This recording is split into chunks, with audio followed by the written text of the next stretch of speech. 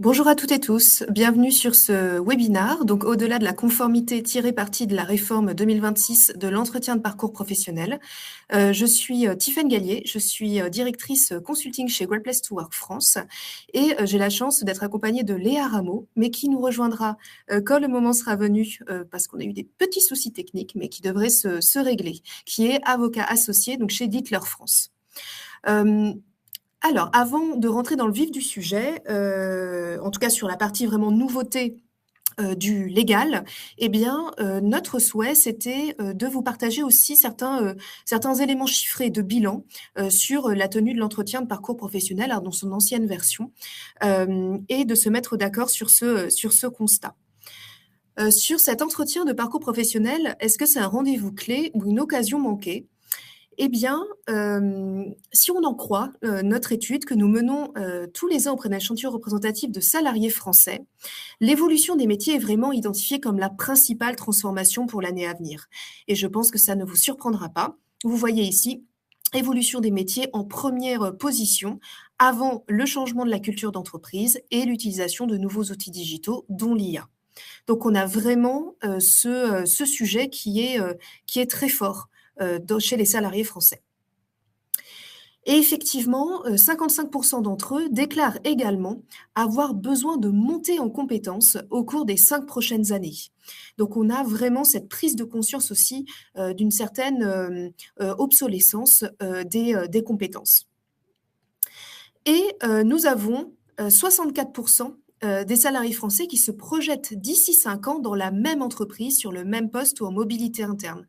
Donc ça, c'est intéressant. Ça veut dire qu'on a vraiment des personnes qui ont besoin de monter en compétences, qui identifient que l'évolution des métiers va vraiment être quelque chose d'important et qui aussi veulent rester dans l'entreprise dans laquelle ils sont aujourd'hui. Donc ça, c'est assez intéressant parce que c'est vraiment un signal pour les directions de ressources humaines et les managers, puisque le fait d'aller chercher des compétences sur le marché du travail ne peut pas tout résoudre. Il faut vraiment aller accompagner les personnes qui se trouvent dans les entreprises et qui comptent y rester. Et il y a une volonté d'accompagner à travers différents rituels. Si on en croit les salariés français, ils ont pu, pour certains, bénéficier d'une formation en ligne ou présentielle, donc 66% d'entre eux. Aussi un retour de leur hiérarchie pour valoriser leur travail ou les aider à la progression, 65%. Et nous avons aussi eu, pour certains, eu un entretien individuel pour évaluer les performances, identifier des besoins de formation et besoins d'évolution, 69%. Sur cet entretien individuel, on y reviendra, là c'est vraiment tout type d'entretien individuel confondu. Donc, pour le moment, alors on aimerait bien que ce soit quand même plus haut ce pourcentage, mais on sent qu'il y a quand même quelque chose qui se met bien en place au sein des entreprises. La question, c'est de savoir pour quel impact. Et en fait, nous avons 56% des salariés français qui estiment avoir acquis de nouvelles compétences cette année. Donc, on se dit que ça peut être déjà un chiffre qui est déjà pas mal du tout, mais on se rend compte qu'il y a quand même un différentiel sur certaines populations, notamment un différentiel quand on est manager versus non-manager. Les non-managers ne sont qu'à 45% à avoir acquis de nouvelles compétences.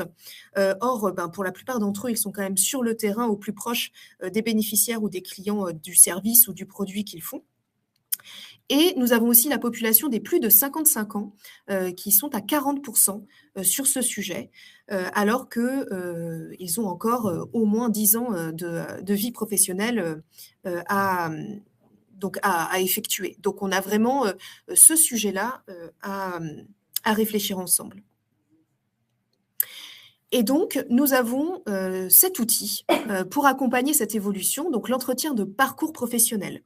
Donc, c'est vraiment un parcours qui a changé depuis la réforme de 2025 et qui est un rendez-vous obligatoire pour toute entreprise ayant au moins un salarié et qui porte sur 5 grands axes. Donc, les compétences et qualifications mobilisées, le parcours et la situation professionnelle, les besoins de formation ou de certification, les souhaits d'évolution professionnelle et ou de reconversion, et les dispositifs permettant de financer et d'accompagner son évolution. Donc l'objectif ici, c'est vraiment de sécuriser les parcours professionnels, anticiper les évolutions des compétences dans un contexte de transformation rapide des métiers. Donc ce qui est assez intéressant, on a vraiment ce côté de parcours, de trajectoire, qui permet d'aller beaucoup plus loin, que d'autres types d'entretiens où on est sur la performance, je dirais très opérationnelle. Et effectivement, ça nous paraissait important de bien distinguer, que ce soit bien clair pour tout le monde, la différence entre entretien de parcours professionnel et entretien d'évaluation. En fait, un entretien de parcours professionnel, c'est une obligation, hein, puisque nous suivons le cadre légal. Il est orienté sur l'avenir, les parcours, il porte sur les compétences, l'évolution, la formation. Il est sans évaluation ni jugement de la part du management et c'est vraiment une logique RH, une logique d'employabilité. Alors que l'entretien d'évaluation, il est facultatif, il est généralement réalisé annuellement, il est orienté sur la performance passée et les objectifs, je dirais, court terme, donc sur le semestre, peut-être sur l'année à venir. Il porte sur les objectifs, les résultats, les performances. On y inclut de l'évaluation, du feedback, et c'est plus une logique managériale et opérationnelle. Donc s'il fallait résumer les choses, on pourrait se dire que l'un donne la direction et l'autre mesure la performance. Si je continue, nous avons ce chiffre qui est aussi intéressant, qui est spécifiquement sur l'échange sur les besoins de formation et les perspectives d'évolution de la part des salariés français. Puisqu'effectivement, je vous avais partagé un chiffre autour de 65% sur le fait d'avoir eu un entretien, mais un échange très spécifique sur ce besoin-là de formation, de perspectives d'évolution, nous retombons à 46%. Et avec, encore une fois, des différentiels qui sont importants en fonction des populations. Que ce soit les plus de 55 ans, 37%, les non-managers, 38%, et le secteur de l'enseignement, 29%. Donc là, on a vraiment des endroits où ce rituel n'est pas au rendez-vous. Et de la part des managers, ce qui est intéressant, c'est que il n'y a pas forcément de mauvaise volonté, c'est vraiment un manque de temps qui les bloque. Puisque quand on demande aux managers et aux salariés français, donc quel est le principal avantage finalement de devenir manager? Eh bien, le premier avantage, c'est vraiment d'accompagner et de faire progresser son équipe. On est à 60% positif sur ce sujet. À l'inverse, eh bien, nous avons quand on leur demande la principale frustration identifiée par les managers français, c'est bien le manque de temps qui ressort. Donc, on a vraiment ce côté injonction contradictoire, difficulté de la part du manager entre ce qu'il souhaiterait faire, c'est-à-dire accompagner son équipe, et finalement ce qu'il peut faire dans la vraie vie à cause notamment de ce manque de temps. Ce qui n'est pas une fatalité en soi, mais qui est quand même un constat qu'on peut poser aujourd'hui. Une fois que l'on s'est dit ça, eh bien, on va rentrer dans le cœur du sujet. Donc, sur la réforme 2025, quels sont les principaux changements? Alors, je regarde si Léa est avec nous. Donc, a priori, non. Donc, je vais continuer et n'hésitez pas, si vous avez des questions, à bien les mettre dans le chat. Comme ça, si je ne suis pas en capacité de répondre, bien évidemment, Léa se fera un plaisir d'y répondre dès qu'elle sera connectée ou suite à ce webinaire. Je tiens à préciser aussi que le support, là, les slides que je vais vous présenter sont très bien faites et ont été élaborés par Léa. Pour ma part, je vais surtout vous les restituer. Donc effectivement, sur cet entretien de parcours professionnel, eh bien, la première chose, c'est de prendre en considération la nouvelle périodicité de réalisation de cet entretien. Effectivement, il est organisé dans l'année suivant l'embauche du salarié, qui en est informé à l'occasion de son embauche, et après tous les 4 ans.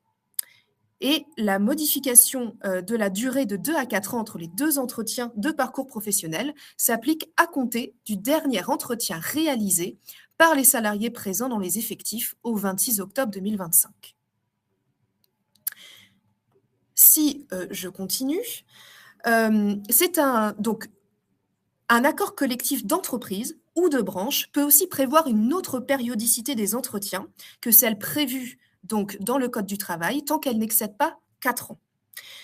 L'idée, c'est vraiment de se dire que cet accord collectif peut être mieux-disant pour le salarié par rapport à ce qui est prévu dans la loi. Il y a donc une obligation de moyens de négocier la révision des accords préexistants, prévoyant une périodicité des entretiens de parcours professionnel supérieure à 4 ans.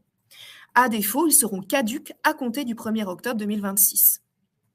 Et à cet égard, donc, il convient de déterminer la volonté des parties pour établir donc la marche à suivre, c'est-à-dire si les signataires désiraient faire référence au droit commun sans autre précision sur la périodicité et qu'ils souhaitent maintenir l'application du droit commun qui fixe désormais la périodicité à 4 ans, eh bien l'accord devra être dénoncé et de nouvelles négociations devront être entamées. Et si les signataires visés par la référence à l'article, donc L 6315-1, faire application de la périodicité de 2 ans, qui était un élément essentiel de l'accord, celui-ci continue de produire ses effets, la périodicité étant plus favorable aux salariés.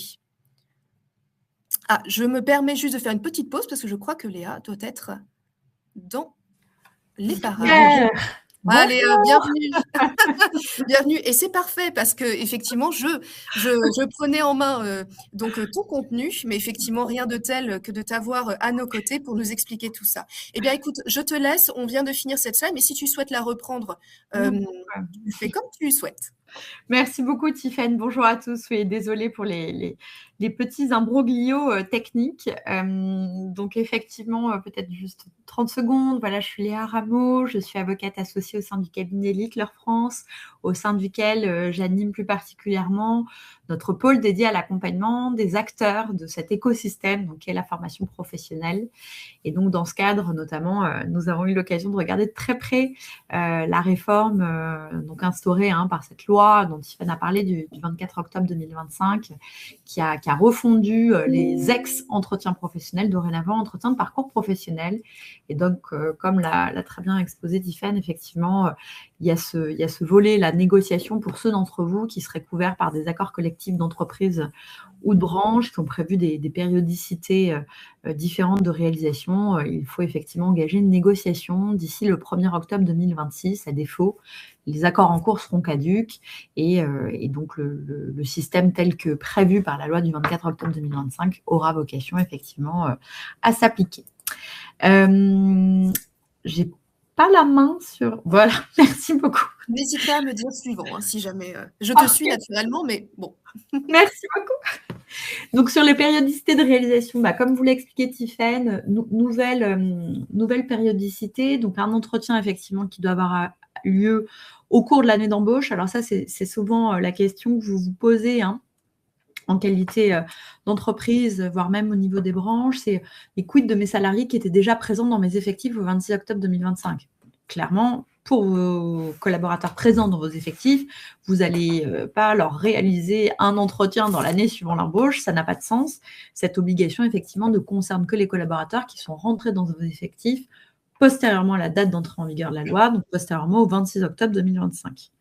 Ensuite, on a effectivement cette échéance de réalisation d'un entretien tous les 4 ans, et tous les 4 ans avec une subtilité, puisque tous les 8 ans, l'entretien, on va le revoir, doit donner lieu à un bilan de la périodicité des 8 années passées, et donc à un caractère que moi je qualifie de renforcé. On a ensuite d'autres entretiens qui peuvent venir se superposer au cours de ces cycles de 8 ans. Donc, on a notamment des entretiens qui doivent avoir lieu suite à des périodes de suspension du contrat de travail. On a plusieurs périodes de suspension du contrat de travail qui sont listées sur la slide suivante. Donc, globalement, c'est tous les congés liés à la parentalité, congé maladie, et puis également à l'issue de l'exercice d'un mandat syndical, l'entreprise doit proposer à son salarié de réaliser un entretien de parcours professionnel. Alors, il y a une petite subtilité qui a été instaurée par la loi d'octobre dernier. C'est la suivante, c'est le point numéro 2 de la slide. C'est si le salarié n'a pas bénéficié d'un entretien de parcours professionnel au cours des 12 derniers mois précédant, effectivement, sa reprise d'activité. La logique, ici, on le voit bien, du législateur, c'est quand même d'assouplir le dispositif, de dire, bon, si vous vous êtes vu au cours des 12 derniers mois, a priori, la situation du collaborateur n'a pas trop changé et donc il n'y a pas lieu de provoquer la réalisation d'un nouvel entretien de parcours professionnel. Si en revanche, le dernier entretien de parcours professionnel a eu lieu plus de 12 mois avant la reprise d'activité, il faut effectivement convier le collaborateur à un entretien. Étant précisé qu'à l'initiative du collaborateur, cet entretien pourra avoir lieu à une date antérieure à sa reprise de poste. Bon, ça, c'est pas une nouveauté. En revanche, je trouve que c'est une nouveauté qui n'est pas forcément évidente à gérer pour vous. Pourquoi ? Parce que par dans le cadre de la loi du 24 octobre 2025, nous a dit que ces entretiens devaient avoir lieu sur temps de travail effectif. Donc, si j'applique là ces deux dispositions, j'ai quand même un sujet. Ça veut dire que potentiellement, le collaborateur qui n'a pas encore repris pourrait revenir dans l'entreprise pour réaliser son entretien professionnel, voire même le tenir en visio, parce que c'est tout à fait possible. Ça a été autorisé par le ministère du Travail dans le cadre de son question-réponse. Mais auquel cas, il faudrait le rémunérer, si je vais au bout de la logique. Donc, je pense qu'il est quand même beaucoup plus simple de tenir ces entretiens une fois que le collaborateur a bien repris son poste. Là, pareil, le législateur, le juge, n'apporte pas de précision sur le délai au cours duquel cet entretien doit avoir lieu. De façon assez raisonnable, je pense qu'effectivement, cet entretien doit avoir lieu quand même assez rapidement après la reprise de poste. J'ai tendance à dire maintenant depuis un petit moment que dans le mois de la reprise, ça me paraît être une périodicité assez cohérente. Voilà. Donc voilà pour cette première typologie d'entretien qui existait déjà précédemment à la réforme, les entretiens de reprise suite à des périodes de suspension du contrat de travail. Ensuite, on a deux nouveaux entretiens qui doivent être organisés à des momentum précis au cours de la vie de vos collaborateurs, qui sont liés aux populations plus seniors et qui sont articulés, on va le voir, avec d'autres momentum de la vie de vos collaborateurs. Donc le premier slide qui s'affiche devant vous, c'est un entretien de parcours professionnel qui doit avoir lieu en lien avec la visite de mi-carrière. Pour rappel, la visite de mi-carrière, c'est donc une visite médicale qui doit avoir lieu dans les 2 années qui précèdent le 45e anniversaire du salarié ou durant l'année civile de ce fameux 45e anniversaire. Et donc, à l'occasion de cette visite de mi-carrière, il peut être identifié par la médecine du travail des adaptations, aménagements des missions du poste de travail, de prévention aux situations d'usure professionnelle, des besoins de formation plus larges, des éventuels souhaits de mobilité, reconversion professionnelle de la part du salarié, voire d'autres mesures qui pourraient être proposées par la médecine du travail. Et donc, pour faire le lien avec cette visite médicale de mi-carrière, il est prévu dans un délai de 2 mois. Alors, c'est intéressant, la législateur, on le voit, a prévu un délai précis. Donc, on se rend compte que peut-être le délai raisonnable, c'est peut-être 2 mois, versus, vous voyez, les périodes de suspension du contrat de travail avec les entretiens de reprise. On pourrait dire que de la même logique, c'est peut-être pas 1 mois, je suis peut-être un petit peu royaliste, et que c'est peut-être 2 mois. Bon, à méditer. Mais concrètement, donc, dans cette période de 2 mois, effectivement, vous devez tenir un entretien de parcours professionnel avec le collaborateur ayant bénéficié de cette visite médicale de mi-carrière. Et à l'occasion de cet entretien, comme pour tous les entretiens, il faut rédiger un compte-rendu. Et dans le cadre de ce compte-rendu, doivent figurer notamment tous les éléments qui sont abordés de manière habituelle lors de l'entretien quadriennal, plus effectivement, les thématiques que j'ai évoquées, donc l'adaptation, aménagement des missions de poste de travail, prévention des situations d'usure professionnelle, besoins en matière de formation, éventuels souhaits de mobilité ou de reconversion professionnelle, et puis, le cas échéant, les autres mesures proposées par la médecine du travail et les mesures, ce qu'en conséquence, vous êtes en mesure effectivement de proposer. Voilà. Deuxième entretien qui doit être proposé aux populations plus seniors en lien avec la fin de carrière. En fin de carrière, donc précisément lors du premier entretien professionnel qui intervient au cours des 2 années précédant le 60e anniversaire, il faut organiser un entretien de parcours professionnel à l'occasion duquel vous allez aborder les thématiques habituelles qui ont été rappelées par Tiffaine, plus les thématiques suivantes. Les conditions de maintien dans l'emploi, les éventuelles possibilités d'aménagement de fin de carrière, la possibilité éventuelle de passage au temps partiel ou de retraite progressive, L'objectif, là, on voit bien, c'est d'anticiper, de se donner la vision pour les quelques années encore de relations contractuelles à venir, comment celles-ci vont se dérouler. Voilà.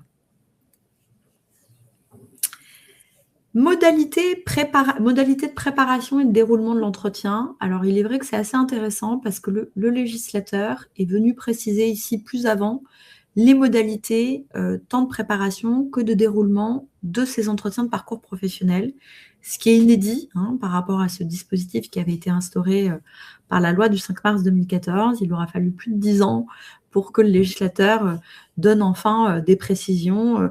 Alors, certaines tombaient en réalité sous le sens, d'autres ont plutôt vocation à venir détricoter certaines pratiques qui avaient pu être mises en œuvre par certaines entreprises. Je m'en explique. Donc, en termes de préparation, le législateur nous précise que dans les entreprises de moins de 300 salariés, le salarié peut bénéficier d'un conseil en évolution professionnelle pour la préparation de son entretien. Conseil en évolution professionnelle, plus connu sous l'acronyme de CEP. Donc, pour ceux d'entre nous à qui ça ne parlerait pas, le CEP, c'est un conseil gratuit qui est délivré par des cabinets de conseil RH identifiés en région par France Compétences, qui est notre instance, on va dire, nationale en matière de gestion, pilotage, régulation de la formation professionnelle en France. On retrouve également France Travail pour les populations demandeurs d'emploi, donc là, ça nous intéresse un peu moins. On retrouve également l'APEC pour les cadres, les missions locales pour les populations plus jeunes et l'AGFIP pour les travailleurs en situation de handicap qui sont donc en capacité d'accompagner effectivement ces différents actifs ou demandeurs d'emploi dans le déploiement de leur parcours professionnel et potentiellement aussi de leurs besoins en matière de formation. Donc, ça fait assez sens ici de dire qu'effectivement, le salarié peut solliciter le conseil en évolution professionnelle pour préparer ses entretiens de parcours professionnel. À mon sens, ce n'est pas si vous voulez, une possibilité qui est offerte seulement aux salariés des entreprises de moins de 300 salariés. Je pense qu'un salarié qui relève d'une entreprise de plus de 300 salariés peut tout à fait aussi solliciter son conseil en évolution professionnelle à ce titre. Et d'ailleurs, en réalité, c'était déjà le cas, voilà, dans la pratique. Alors, pour ce faire, les collaborateurs doivent aller prendre un rendez-vous en ligne sur où trouver mon CEP, site internet, et puis ils peuvent directement, effectivement, prendre un rendez-vous en ligne avec un conseil en évolution professionnelle. Voilà. Donc, première mesure précisée. Deuxième mesure, l'employeur peut bénéficier d'un conseil de proximité assuré par son opérateur de compétences, son OPCO, donc nos fameux 11 OPCO dans l'écosystème français, compétents par voie effectivement, de branche professionnelle, de secteur professionnel d'intervention. Les OPCO sont chargés effectivement de délivrer un conseil de proximité plus précisément aux salariés et peuvent donc à ce titre accompagner les entreprises employeurs. Beaucoup le font déjà en réalité, notamment en communiquant des fiches, des guides pratiques sur ces thématiques, notamment de l'entretien, précédemment professionnel, dorénavant de parcours pro. On va voir comment les OPCO se saisissent effectivement du sujet et s'ils accompagnent plus avant les entreprises employeurs. Dernière mesure précisée, l'employeur peut également être accompagné par un organisme externe pour la préparation des entretiens de parcours pro, lorsqu'un accord de branche ou d'entreprise le prévoit. Bon, de la même manière, là, j'estime que n'importe quelle entreprise peut se faire accompagner par un organisme externe, typiquement un cabinet d'avocats qui va venir aider sur des guides, sur des comptes rendus, nous on le fait beaucoup, sur de la formation des managers ou des équipes RH à la réalisation et au déploiement de ces entretiens, sans qu'un accord de branche ou d'entreprise vienne de façon spécifique le prévoir. Deuxième mesure, en revanche, très intéressante, précisée enfin par le législateur, c'est le fait que l'entretien doit se dérouler pendant le temps de travail, comme je vous l'évoquais. Ça a tombé relativement sous le sens, mais c'est peut-être mieux, effectivement, en le disant. Et puis, subtilité, effectivement, sur les modalités de déroulement. Pas d'obligation de tenir ces entretiens en présentiel. Le ministère du Travail l'avait déjà précisé dans son question-réponse. Les entretiens peuvent tout à fait être réalisés par voie de visioconférence. Troisième précision, et qui en revanche a son importance, c'est le fait que l'entretien doit être organisé par l'employeur Un supérieur hiérarchique ou un représentant de la direction de l'entreprise. Donc là, ça sous-entend vraiment ce diptyque, hein, manager N+1 ou RH en fonction aussi de l'organisation de l'entreprise. Là, clairement, la précision apportée a vocation à écarter le fait que certaines entreprises aient pu faire appel à des cabinets externes pour la réalisation de ces entretiens. Là, clairement, effectivement, il faut que ces entretiens soient réalisés par des salariés de l'entreprise concernée. Voilà. Donc, s'agissant de l'objet de l'entretien de parcours professionnel, Tiffaine vous l'a largement évoqué plus avant. Donc, je ne reviens peut-être pas sur ce volet-là. Vous l'avez bien compris, avant l'entretien professionnel, le législateur était assez laconique parce qu'il nous disait qu'il devait porter sur les perspectives d'évolution professionnelle en termes de qualification et d'emploi. Bon, dorénavant, c'est quand même beaucoup plus précis. L'objectif étant vraiment de faire en sorte que cet entretien de parcours professionnel constitue un moment d'échange, un moment de dialogue sur le plan effectivement RH, au soutien aussi, on le verra, de la construction, du plan de développement des compétences de l'entreprise, afin de pouvoir proposer des formations adaptées aux souhaits d'évolution, de mobilité des collaborateurs. Peut-être dernière thématique intéressante quand même à rappeler, c'est qu'à l'occasion de l'entretien, vous devez toujours rappeler à vos collaborateurs les modalités d'accès à ce fameux CEP, Conseil en évolution professionnelle, et les modalités d'activation, de financement du compte personnel de formation. C'était déjà le cas précédemment, mais tout ceci fait encore plus sens aujourd'hui. Si on veut constituer effectivement ces entretiens comme un outil de dialogue RH et ensuite potentiellement de mobilisation de dispositifs de formation, ça fait encore plus sens de donner véritablement la vision de ce qui existe aujourd'hui en matière de formation et ce qui peut venir au soutien, effectivement, du déploiement des parcours professionnels et en conséquence des formations qui pourraient permettre leur évolution. Donc, entretien à l'occasion de l'année d'embauche pour les nouveaux entrées dans vos effectifs depuis le 26 octobre 2025. Entretien tous les 4 ans. Entretien de reprise suite à des suspensions du contrat de travail. Entretien pour les seniors. Et puis, tous les 8 ans, un entretien d'état des lieux récapitulatif. L'objectif de cet entretien, c'est effectivement de regarder dans le rétroviseur des 8 dernières années passées dorénavant, et non plus 6, pour s'assurer que le collaborateur a bénéficié d'un certain nombre de mesures. Donc, en l'occurrence, des entretiens professionnels, de parcours professionnel justement, auquel il avait droit. S'il a suivi au moins une action de formation, s'il a acquis des éléments de certification par la voie de la formation ou par la voie de la VAE, validation des acquis de l'expérience, et s'il a bénéficié d'une progression salariale ou professionnelle. Vous faites la checklist, vous cochez oui, non, les séries de mesures. Associé à cet exercice, on va le voir, il y aura un autre exercice à réaliser, mais là, concrètement, si vous n'êtes pas en mesure de cocher toutes ces séries de mesures, il n'y a pas de sanction à la clé. Par ailleurs, et comme je vous l'indiquais juste avant, donc l'entretien, un véritable outil de dialogue social, qui justement est aujourd'hui d'autant plus consacré. Pourquoi ?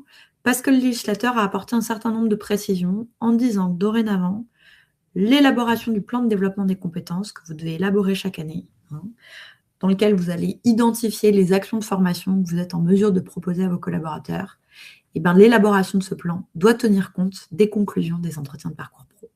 Donc, on voit bien que l'entretien de parcours professionnel, c'est un moment clé pour vous permettre de construire votre plan de développement des compétences. Et plus véritablement un outil sanction, on a assoupli justement sa durée de réalisation, 2 ans, dorénavant 4 ans, entretien de bilan 6 ans, dorénavant 8 ans. L'objectif de ces entretiens, c'est plutôt de susciter, créer l'échange, pour parvenir effectivement à construire des plans adaptés aux besoins de vos collaborateurs. Léa, je me permets juste de faire la gardienne du temps, puisqu'effectivement, il nous reste finalement une minute, je crois. Donc, on finit pas à 12h30, pardon. Ah, 12h30. D'accord, entendu. Eh bien, parfait. J'ai eu une autre information. Donc, j'ai encore 2-3 minutes, c'est bon. Vas-y, je t'en prie. Super. J'avais en tête, voilà, 12h30, parfait. Et donc, en effet miroir, effectivement, la B2SE, vous le savez, base de données économiques, sociales et environnementales, constitue effectivement le support de l'ensemble des obligations d'information du CSE et donc doit désormais comporter un bilan de la mise en œuvre des actions de formation entreprise à l'issue des entretiens de parcours professionnel et du nouveau dispositif qui est entré en vigueur le 1er février dernier, que sont les périodes de reconversion. Voilà. Interne ou externe d'ailleurs, mais je ne rentre pas trop dans le détail. Je vous disais qu'à l'occasion de l'entretien d'état des lieux récapitulatif à 8 ans, vous deviez vérifier un certain nombre de mesures, mais que pour autant, il n'y avait pas de sanction à la clé. À l'occasion de cet entretien, il y a quand même 2 séries de mesures qui doivent être vérifiées et qui, elles, peuvent donner lieu éventuellement à sanction. Les 2 séries de mesures, ce sont les suivantes. La réalisation des entretiens de parcours professionnel sur la périodicité, ce fameux cycle dorénavant de 8 ans, et la réalisation d'une action de formation non obligatoire. Le Code du travail a maintenu cette sanction, disant que si vous n'êtes pas en mesure de cocher ces 2 mesures, action de formation non obligatoire, réalisation des entretiens sur la période de 8 ans, vous devez effectuer un abondement correctif sur le CPF du salarié concerné à hauteur de 3 000 €.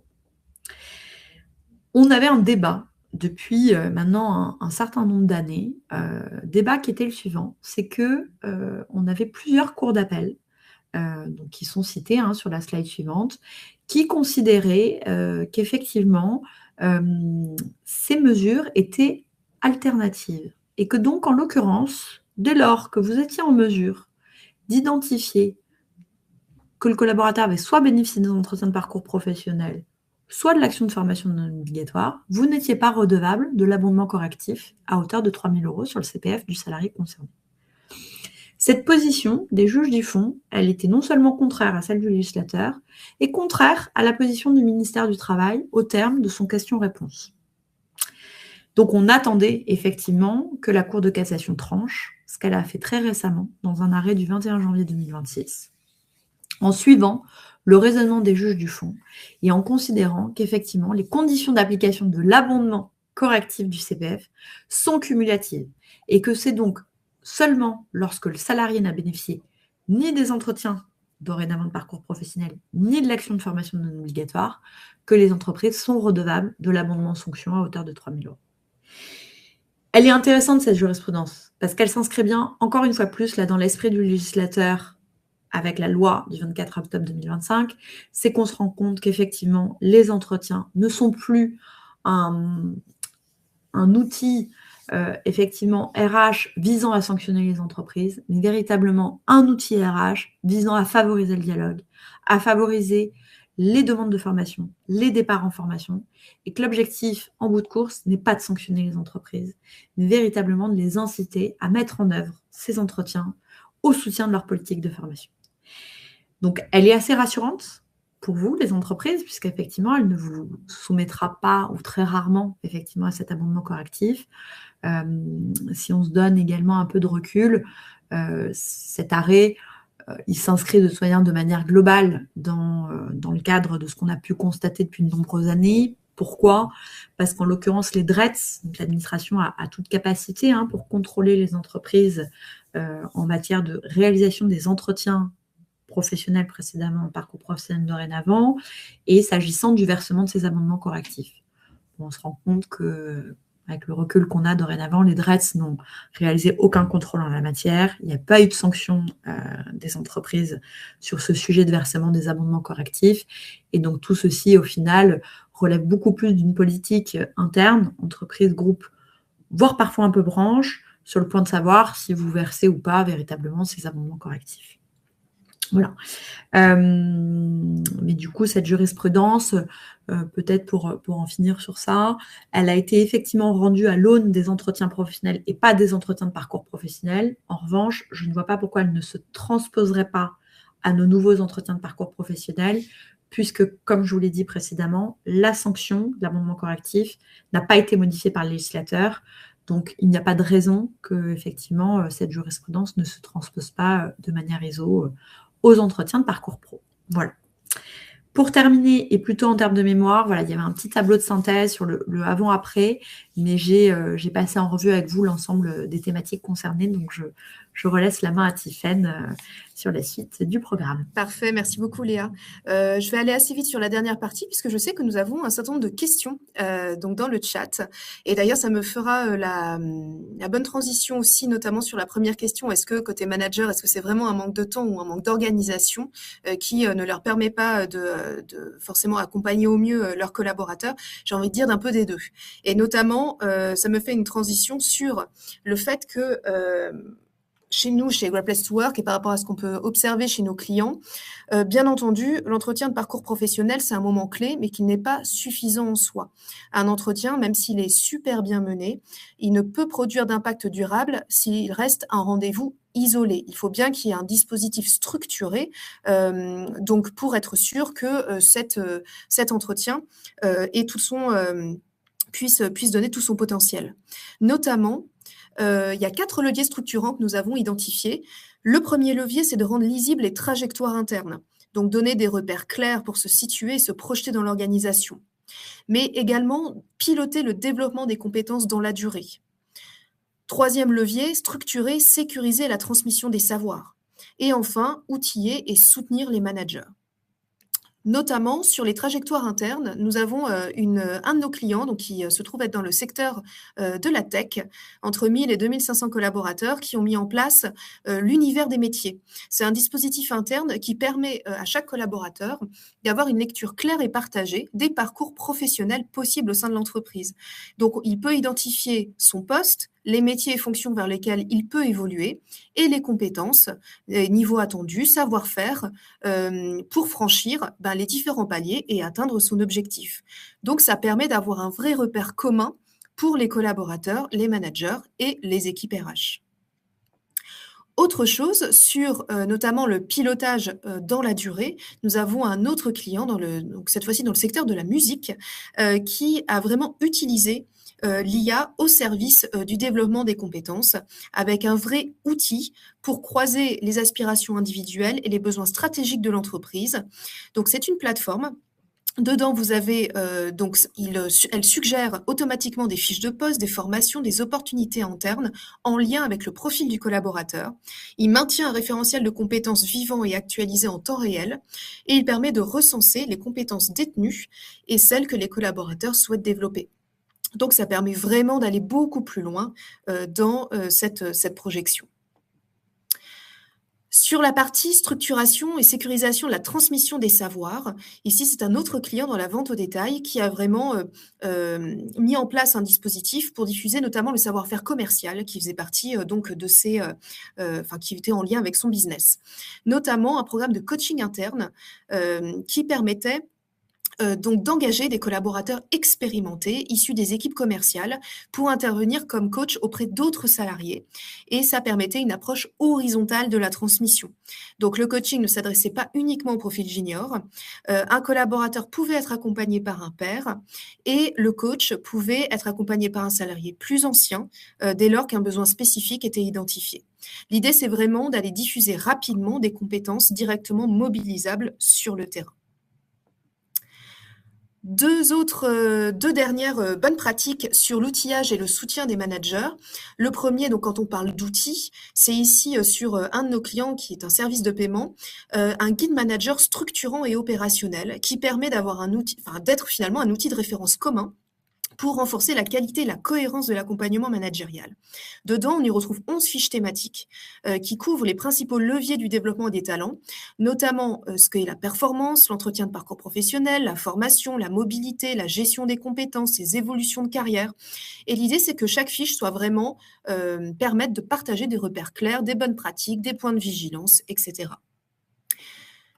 Et bien évidemment, au-delà de l'outil, il y a aussi la posture managériale. Et donc, ça, c'est une autre entreprise qui a mis en place un parcours de formation managériale immersif, donc avec vraiment des temps réguliers qui permettent aux managers de prendre du recul sur leurs pratiques, de renforcer leurs compétences en coaching, en animation d'équipe et de travailler aussi sur la gestion des émotions, la qualité de la relation managériale, puisqu'encore une fois, au-delà de l'outil, il faut que le manager soit en capacité de suivre son collaborateur, de lui donner confiance pour qu'il puisse co-construire ensemble son parcours. Voilà ce que l'on avait à vous proposer aujourd'hui et je sais qu'il y a des questions.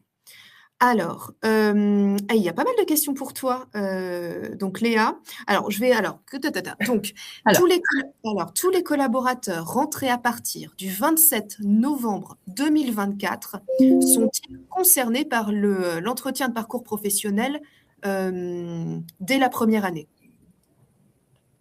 27 octobre 2024. Novembre a priori. Ah! Ni novembre, mais... Alors, oui, pardon, novembre, oui, effectivement, je viens de l'avoir. Donc oui, bah oui, parce que 27 novembre 2024, la loi est entrée en vigueur le 26 octobre 2025. Donc effectivement, ils avaient peu ou prou 11 mois d'ancienneté à la date d'entrée en vigueur. Donc effectivement, ils doivent disposer d'un entretien au cours de leur année d'embauche. Donc délicat, parce qu'effectivement, vous aviez 1 mois pour le faire. Alors, de façon assez raisonnable, on le voit bien d'ailleurs, hein, le législateur ne considère pas que les dates de réalisation des entretiens s'apprécient de date à date. Concrètement, le législateur estime qu'il s'agit d'entretiens qui doivent être réalisés au cours de l'année à chaque fois d'ancienneté du collaborateur. Donc, vous avez un peu de marge. Donc, si vous ne l'avez pas fait, effectivement, là, l'idée, c'est quand même de le faire assez rapidement. Mais oui, ils sont bien concernés par, effectivement. Ensuite, j'ai 3 questions que je vais te mettre en une, puisqu'elles sont à peu près sur le même sujet. Le fait de sous-traiter l'EPP auprès d'un consultant en gestion de carrière indépendant, ou alors en externe, ou alors par la RH à temps partagé, qui est donc prestataire et non salarié. Possible ou pas possible? Plus possible. Ça l'était, et ça ne l'est plus, effectivement. Entendu. Ensuite, que ce soit vraiment des salariés de la société. Voilà. Pour redire les choses de façon claire. Entendu. Ensuite, j'ai une autre question. Est-ce qu'un formulaire unique est à prévoir suite à cette réforme, ou faut-il prévoir 2 formulaires différents pour ces 2 entretiens, notamment pour les plus seniors? Alors, vous pouvez avoir... Tout est entendable. J'ai envie de vous dire que le plus simple, c'est en fonction de ce qu'il est pour vous. C'est-à-dire que je vois un peu toutes les séries de mesures. Je vois des entreprises qui ont un formulaire unique et après avec tiroir, avec volet articulation avec la visite de mi-carrière, volet articulation avec l'entretien senior 60 ans, entretien de reprise suite à des périodes de suspension du contrat de travail, encart qui s'applique que de manière spécifique pour l'entretien d'état des lieux récapitulatif à 8 ans. Donc ça peut être une mesure qui marche assez bien, notamment quand vous avez un logiciel RH qui intègre l'ensemble de votre documentation aussi de manière électronique. Et je constate aussi l'autre volet, c'est-à-dire le volet où on a bien effectivement une trame, un modèle de compte-rendu distinct pour chaque typologie, pour chaque entretien de parcours professionnel qui peut être réalisé. Là, vraiment, j'ai pas forcément de conseils ni de philosophie arrêtée en la matière. Je m'explique, c'est que il faut que la solution retenue soit celle qui soit le plus fluide pour vous et la plus facilement, celle que vous allez pouvoir le plus facilement mettre en œuvre, notamment vis-à-vis des collaborateurs qui vont tenir ces entretiens professionnels. D'ailleurs, il y a une question qui peut être en lien avec ce que tu viens de nous partager. C'est est-ce que les différents entretiens peuvent-ils être fusionnés en un seul par les employeurs si tous les sujets abordés sont inclus dedans ou non? Alors, j'ai du mal à répondre à cette question. Je m'explique. Oui et non. Pourquoi? C'est-à-dire qu'effectivement, on a des entretiens de nature assez différente, mais on a des entretiens qui se recoupent. Je m'explique. L'entretien, l'année d'embauche, c'est effectivement un entretien qui doit être tenu. Ensuite, on a l'entretien tous les 4 ans. On a potentiellement l'entretien ensuite et l'entretien tous les 8 ans. Ces 3-là, ils sont obligatoires. On peut pas s'en passer. Il n'y a pas matière à faire autrement. Ensuite, on peut avoir les entretiens, effectivement, de reprise. Les entretiens de reprise, on l'a dit, ils se tiennent que si je n'ai pas eu un précédent entretien au cours des 12 derniers mois. Sinon, l'entretien de reprise, il se tient et il n'a pas vocation à venir moduler la périodicité de réalisation des entretiens. Donc, c'est vraiment l'entretien de reprise, un entretien qui va s'ajouter. L'entretien, ensuite, suivant la visite médicale de mi-carrière. De la même manière, c'est un entretien qui doit être réalisé de manière complémentaire. Donc, il s'ajoute bien à ces entretiens. Et ensuite, l'entretien qui doit avoir lieu dans les 60 ans précédant le 60e anniversaire ou au cours du 60e anniversaire, celui-là, le législateur nous dit qu'il peut se confondre effectivement avec un entretien de parcours professionnel classique, à l'occasion duquel on va en revanche effectivement regarder de plus près les thématiques qui intéressent les seniors, et précisément la gestion de fin de carrière. Entendu. Une autre question en lien avec un autre entretien qu'on connaît bien, l'entretien forfait jour. Donc sur la mesure d'équilibre des temps de vie, est-ce qu'il existe toujours? Est-ce que c'est en lien avec cette réforme ou pas du tout? Alors, il existe effectivement toujours. Il n'a pas de lien, effectivement, l'entretien cadre forfait jour, c'est un entretien qui a vocation à permettre le suivi de la charge de travail et effectivement aussi l'équilibre, vie pro, vie perso. Il n'a pas de rapport effectivement avec l'entretien de parcours professionnel. C'est deux entretiens qui ont deux objets distincts, comme l'entretien annuel d'évaluation que tu évoquais, Tiffaine, en introduction. L'entretien de suivi de la charge de travail forfait jour existe toujours, j'ai envie de vous dire même plus que jamais, puisqu'effectivement, il est regardé de très près par le juge en cas de contentieux en la matière. Et attention d'ailleurs, vigilance sur ces entretiens. Je vous renvoie les uns les autres à vos conventions collectives de branche qui peuvent prévoir des séries de mesures complémentaires à ce qui a été prévu par le législateur. On a notamment certaines conventions collectives qui exigent la réalisation non pas d'un entretien annuel, mais parfois de 2 entretiens annuels. Entendu. Une dernière question et ensuite on va laisser nos participants partir. Et naturellement, pour ceux qui auraient d'autres questions, vous n'hésitez pas, il y aura nos contacts dans le chat. Alors, dernière question, peut-on avoir recours au CEP sans le cadre de la préparation et le déroulement de l'entretien de parcours pro? Bien entendu. Oui, tout à fait. Le CEP, c'est un service gratuit qui est à disposition de tout travailleur, qu'il soit actif ou en situation de demande d'emploi, qui a vocation à lui permettre effectivement d'être accompagné dans le déploiement de son parcours professionnel et notamment s'agissant de ses souhaits en termes de formation, de qualification. Et donc, zéro difficulté effectivement à solliciter le CEP en dehors de la réalisation à venir d'un entretien de parcours professionnel.